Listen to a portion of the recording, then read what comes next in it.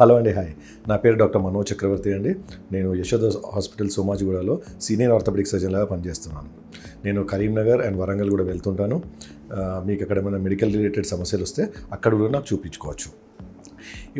మనం ఈ మధ్యలో చాలామంది పేషెంట్స్, ఎస్పెషల్లీ ఓల్డ్ పేషెంట్స్ మా దగ్గరికి వచ్చి మాకు ఫ్రాక్చర్ అయిందండి, మణికట్టుకు లేకపోతే ఎల్బోకి ఫ్రాక్చర్ అయిందండి, ఫ్రాక్చర్ అయితే మీకు డాక్టర్ గారు ఆపరేషన్ అవసరం లేదన్నారు, కానీ ఇప్పుడు పిండి కట్టు తీసాక మా మణికట్టు కానివ్వండి లేకపోతే వేళ్ళు కానివ్వండి ఎల్బో కానీ పనిచేయడం లేదండి, స్టిఫ్ అయిపోయాయి అని వస్తుంటారు. అండ్ రెండవది విపరీతమైన నొప్పి ఉందని చెప్తుంటారు సార్. నార్మల్గా మీకేమైనా ఇంజరీ లేకపోతే మీకు కింద పడితే కానీ లేకపోతే యాక్సిడెంట్ అవుతే కానీ మేము ఎక్స్రేలు తీసి మీకు ఫ్రాక్చర్ ఉందని నిర్ధారిస్తాం, ఉందా లేదా అని. ఫ్రాక్చర్ హెయిర్ లైన్ ఫ్రాక్చర్ ఉండడం కానివ్వండి లేకపోతే చిన్న కొద్దిపాటి ఫ్రాక్చర్ ఉంది, లేకపోతే ఫ్రాక్చర్ అయినా కానీ ఎముకలు విరిగిన ఎముకలు జరగకుండా అదే పొజిషన్లో ఉంటే వీటిని మేము సిమెంట్ పట్టి అంటే కన్జర్వేటివ్ మేనేజ్మెంట్, ఆపరేషన్ లేకుండా ట్రీట్మెంట్ చేస్తామండి. సపోజ్ రెండు విరిగిన ఎముకలు దూరంగా వెళ్ళిపోయి చిందరవందరం అయితే అప్పుడు కంపల్సరీ ఆపరేషన్ చేయాలి.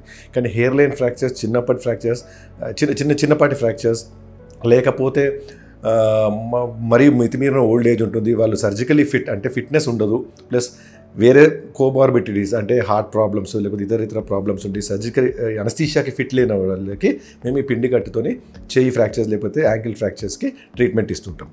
అయితే ప్రతి ఫ్రాక్చర్కి ఒక నిర్దిష్టమైన టైం ఉంటుంది. అంటే 4 వారాల, 3 వారాల, 6, 8 ఫ్రాక్చర్ బట్టి, బోన్ క్వాలిటీ బట్టి లేకపోతే పేషెంట్ ఏజ్ బట్టి కూడా మేము ఈ ఫ్రాక్చర్స్ని మేము డివైడ్ చేస్తుంటాం. సో ఎముకల డాక్టర్ మీరు చూసిన తర్వాత సిమెంట్ పట్టి వేసాక క్లియర్గా చెప్తారు ఈ పట్టి ఎప్పుడు తీయాలి. ఓకే, ఒక 4 వారాల, 6 వారాల ఎక్స్రే చూశాక క్లియర్ కట్గా చెప్తారు. సో కొంతమంది పేషెంట్స్ ఏంటంటే అర్లీగా తీస్తారు, లేకపోతే కొంతమంది పేషెంట్స్ కరెక్ట్ టైం కాకుండా లేట్గా తీస్తారు. ఈ రెండిట్లోనూ ప్రాబ్లం ఉందండి.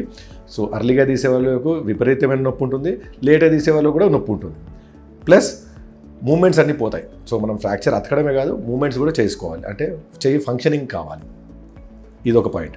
రెండవ పాయింట్ ఏంటంటే చాలామంది ఫ్రాక్చర్స్ అయ్యి సిమెంట్ పట్టి వేస్తే వేలు కదిలించరు, భుజము కదిలించరు. దీంతో ఏమవుతుందంటే వేలల్లో స్టిఫ్నెస్ వెళ్ళిపోతుంది. స్టిఫ్నెస్ వెళ్ళిపోయి భయంతో పేషెంట్ మళ్ళీ ఫ్రాక్చర్ ఏమైనా అవుతే ఎముకలు ఏమైనా మళ్ళీ అటు ఇటు అస్తవ్యస్తం అయిపోతే ఎలా అని ఒక డౌట్. సో వాళ్ళకున్న డౌట్స్ డాక్టర్ చెప్పరు, భయంతోని నొప్పితోని, ప్లస్ డాక్టర్ చెప్పింది వాళ్ళు సరిగ్గా వినరు. ఈ రెండు అవ్వచ్చండి. దాంతో ఏంటంటే మూమెంట్స్ లేకుండా చెయ్యి ఒకటే పొజిషన్లో పెట్టి చెయ్యి కదిలించకుండా పెడితే, కొంచెం కూడా నొప్పి భరించుకోకుండా చెయ్యి కదిలించకుండా పెడితే మీకు స్టిఫ్నెస్లోకి వెళ్ళిపోతుంది. నార్మల్గా సిమెంట్ పట్టి పెట్టారంటే చెయ్యి కదిలించాల్సిందే,